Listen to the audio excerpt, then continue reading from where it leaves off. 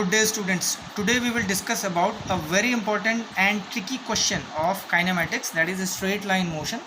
Now in the problem it has been given that there is a car which starts means the initial velocity has to be taken as 0, okay, with an acceleration of 5 meter per second square. Now after some time what happens, it moves with a uniform velocity. Uniform velocity means what will happen, the acceleration will be 0, right? Then again after some time what happens, the car starts deaccelerating with an acceleration of minus 5 meter per second square, that is basically a deacceleration. So then finally the car stops, means its final velocity becomes 0. Now it has been given that the total time taken by the car is 25 seconds. Right, total time taken by the car has been given as 25 seconds. It is given in the problem. Okay, now on the other hand, one more data has been given, that is the average velocity of the car is 72 km per hour. It has also been given. Now 72 km per hour means it has to be converted into meter per second. So by multiplying with 5 by 18 we can convert it into meter per second and we will get the average velocity as 20 meter per second, right? Now this was given by the problem, and what do you have to find? You have to find out the time interval during which the car travels with a uniform velocity. Are you getting that? So basically the car starts its journey from here, from this point, with a 0 velocity, and then for a time interval t1, right, it moves under an acceleration 5 meter per second square. Okay, so definitely at this particular stage it will attain some final velocity, and that final velocity will be its uniform velocity for the next time interval, that is t2, and this t2 has to be calculated as per the question. Now again the next time interval is the time period in which the car deaccelerates. Basically a retardation is there in the car, and finally the car stops here. So we have 3 time intervals here, t1, t2 and t3, right? However, t1, t2 and t3 has not been given, and we need to find out t2, the time period in which the car travels in a uniform velocity. Are you getting that? Yes. So now what we can do is, we need, as we know that the formula of average velocity is total displacement divided by total time, right? The formula of average velocity is total displacement divided by total time. So just by applying that, what can we do is, we can just replace the data here, data given here, that is average velocity. We have calculated 20 meter per second. 20 is equal to s1 plus s2 plus s3 divided by 25. Now what are s1, s2 and s3 is? S1, S2 and S3 are nothing but the displacements travel between these 3 time intervals respectively, right? S1, S2 and S3, correct? Yes. So now we can put these thing in the equation. So we will get S1 plus S2 plus S3 is equal to 500. That is equation number 1. Now as per the question, it has been given that the total time taken by the body, by the car, to complete its journey is 25 seconds. It has been given in the problem. So we can write t1 plus t2 plus t3 is equal to 25, right? Let's put this as equation number 1 dash. Okay. Now let's come to the final part. Now what can we do is, basically we can write the equation of motion for all the 3 time intervals. Like for example, for t1 time interval we can mention that v is equal to u plus at, and again we will apply s is equal to ut plus half at square, and then v square is equal to u square plus 2as. These are the equation of motions which are used in solving the problems of a straight line motion. Okay, so as for first time interval, we see that initial velocity is 0 and final velocity we don't know. So let's assume that final velocity is v and the time interval is t1. Okay, so what can we write? V is equal to u plus 5t. Now u is 0, so we can finally get v is equal to 5t1, equation number 2. Now again for s is equal to ut plus half at square, again u being 0, we can mention s1 is equal to 2.5 t1 square. Let's put this as equation number 3. Now next part, basically again we can apply the third equation of motion, that is v square is equal to u square plus 2as. So just by applying this we will get v square is equal to, as u was 0, initial velocity was 0, v square is equal to 0 plus 2 into 5, that is acceleration, and then the displacement s1. So we will get v square is equal to 10 s1. Let's put it at equation number 4. Now we will talk about the next interval in which the car travels a uniform motion.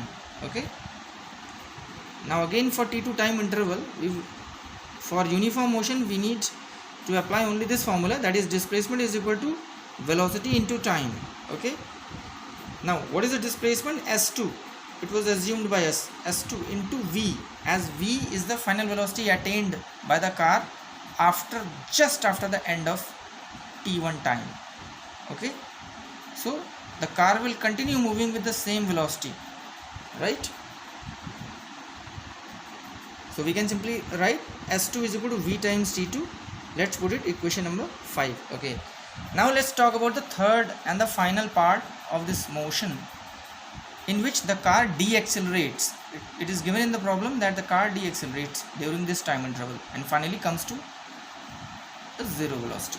Okay, so for time interval t3 we can apply equation of motion, that v is equal to u minus at, v is equal to, that is 0 is equal to, now u means this velocity v will be initial velocity for this particular part of journey.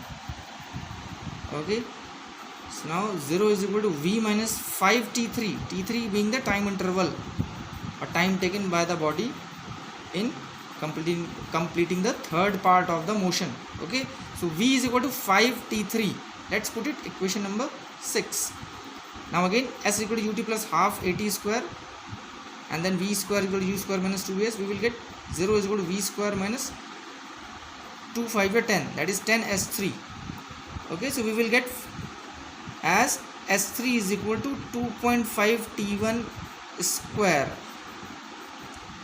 right? Why? Because v is equal to 5 t1. Now we have applied this equation, because this equation, in this equation we have v and